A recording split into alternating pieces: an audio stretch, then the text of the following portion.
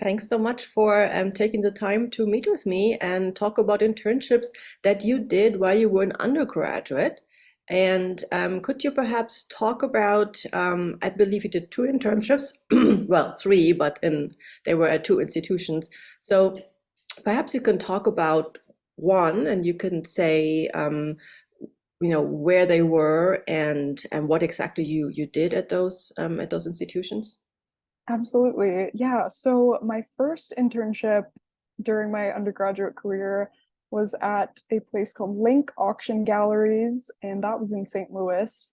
And I believe I heard about this internship through the art history department at school. And I think the gallery had reached out to the department and just literally they had posted something on a bulletin board about wanting interns. And so I figured, I'm really into art history. This could be a good fit for me. I like doing research, and I know what those kinds of galleries, they really see a really broad range of art. And so I decided to apply, and I believe they just needed a cover letter from me as well as a resume. And I remember at that point in school, I really had to like overhaul my resume and really have a good cover letter. And I remember reaching out to my professor, who's my mentor, to have him overview things and kind of proofread for me. So definitely reach out to those professors. They can be a really great resource if you need to tweak a resume or anything like that. But at the auction gallery, I got to do a lot of different things there because they constantly have people consigning objects. They have multiple auctions each month. So a big task that I had was like cataloging all of these things from antique books to model trains to paintings. So I really loved the hands-on aspect of that internship, and I got to do some photographing of the objects. Auction days were especially fun. I got to do some of the phone bidding, which was kind of intense, but it was a real blast. And yeah, I learned a lot, and that's how I was introduced to portrait miniatures, actually, which has been a continuing research interest of mine. I got to witness a collection come through the gallery and got to see them sell. Yeah, that was a great first internship for me, and it really kind of sparked that drive to keep going further. But Nice. yeah.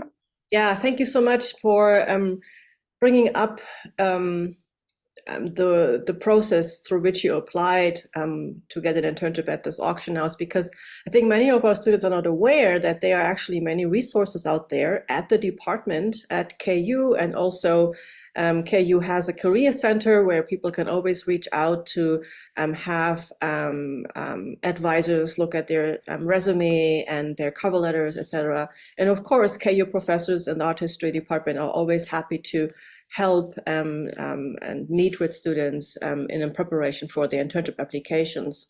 And yeah, I mean, this is a great opportunity working at an auction house and looking and being in touch directly with the artworks. I mean, that's just great, Mhm. great internship. So what was the other internship that you did? Yes, so my next internship was a summer internship with the Nelson-Atkins Museum of Art in Kansas City, which is my hometown. And that particular internship was to work with the Star collection of miniatures, which, as I mentioned, I got to work with a little bit at the gallery. Um, and so I remember with that internship on the posting, they said master's degree preferred, but I said, you know what? I'm gonna apply anyways and just see what happens. Nice. And amazingly, they wanted me on the project. So in that role, I got to do a lot of research. And basically, the reason they had that internship is because the museum was making a new catalog for this whole collection of miniatures. And I think they are still working on it to this day.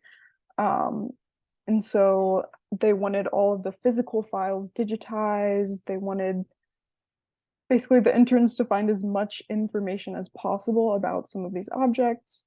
And so I would spend some days just in the library digging through books, chasing down bibliography rabbit holes. Um, so it wasn't the kind of internship where you're like running and grabbing coffee for people. It was pretty surprising how much independent work I got to do and how much trust they kind of put in their interns to stay focused and um, do that kind of intensive research for them. But oh, and another fun thing I got to do there is the museum puts on their third Thursday kind of social events, and the interns got to do gallery talks during third Thursday. So I got to come up with a fun little talk about the miniatures that were on display at the time and chat with the guests and get them excited about portrait miniatures. So yeah, it honestly was like the perfect internship, and it's still one of my favorite memories. So yeah. Oh, that's fantastic. Nice. Yeah, so how long did you work at the Nelson-Atkins Museum for that internship? So for both summers, it was pretty much all summer from Mm. when I got home from school until mid-August. And I worked about 24 hours a week, which was just the right amount of time for me. Some of the interns did a little bit less time, some did a bit more. But yeah, they were pretty flexible with the times. And were they the auction gallery internship and this one, were they both paid or unpaid? So unfortunately, both internships were unpaid. But during my second internship with the Nelson, they did gift me a honorarium, which was very generous of them. Um, yeah, and it's a difficult issue, the unpaid internships, because on the one hand, that limits your applicants to the people who can afford to work unpaid. Right. Um, but then on the other side, I've noticed some museums are offering fewer internships, which is also unfortunate, based on their budget limitations. So, yeah, of course, we want those paid internships, but it can be tough to find sometimes. Yeah, yeah. Yeah, that's really tough, particularly when they're unpaid and they are at other institutions and other parts of the country where you have to fly to find housing, et cetera, et Mhm. cetera. But in such cases, sometimes they offer some kind of, as you said, an honorarium that you can use to pay at least for some of the costs. So, yeah, Exactly. Yeah. And yeah. through SLU, actually, I applied to one of their like fine arts summer grants, and I was able to get another little boost of cash from there. So if you do have to take on an unpaid internship, there can be other resources through university or other What is grants. what is that one that you just mentioned? Sluice? Yeah, it was through the fine arts department at St. Louis University. Oh, It okay. wasn't like a huge thing. It was like a couple $100, but anything helps. Yeah, yeah, that might be interesting to check with KU if there are um, some possibilities to get a little bit of a scholarship for like a summer Mhm. project, research project or something. Yeah, that's a Right, good right. point. Yeah, that would be great. Right. Well, is there what would you say are some of the most important points that you learned maybe about yourself during the internships? What kind of work or job you would like, or is there anything that you said, "Oh, I learned such and such thing about me, and this tells me that I'm definitely not going to work in such and such capacity at any point in time," or something like that? Hmm. Yeah.